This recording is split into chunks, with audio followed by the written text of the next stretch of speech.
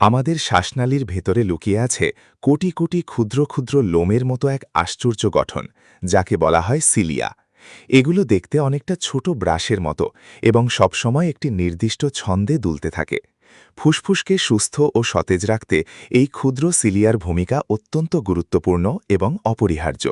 এই সিলিয়াগুলো শরীরের ঝাড়ুদার হিসেবে দিনরাত নিরলসভাবে কাজ করে যায়। যখনই আমরা শ্বাস নিই, বাতাসের সাথে আমাদের শরীরে প্রচুর ধুলোবালি এবং ক্ষতিকারক জীবাণু প্রবেশ করার চেষ্টা করে। সিলিয়াগুলো একযোগে একদিকে আন্দোলিত হয়ে এই অবাঞ্ছিত উপাদানগুলোকে ফুসফুসের ভেতর থেকে ওপরের দিকে ঠেলে বাইরে বের করে দেয়। সিলিয়া অনেকটা প্রাকৃতিকভাবে তৈরি ফিল্টারের মতো কাজ করে। এটি শ্বাসনালীর আঠালো মিউকাস বা সর্দিকে ধুলোবালিসহ ওপরের দিকে সরিয়ে দেয়, যাতে সেগুলো ফুসফুসের গভীরে পৌঁছাতে না পারে। এই সূক্ষ্ম ঝাড়ু দেওয়ার প্রক্রিয়ায় আমাদের ফুসফুসকে প্রতিনিয়ত বাইরের বিষাক্ত ময়লা এবং বায়ুদূষণের হাত থেকে কার্যকরভাবে সুরক্ষা প্রদান করে। যদি আমাদের এই সিলিয়াগুলো সঠিকভাবে কাজ না করত, তবে শ্বাসনালী খুব দ্রুত ময়লা ও জীবাণুতে ভরে যেত। তাই ফুসফুস ভালো রাখতে এই প্রাকৃতিক ঝাড়ুদারদের সচল রাখা জরুরি।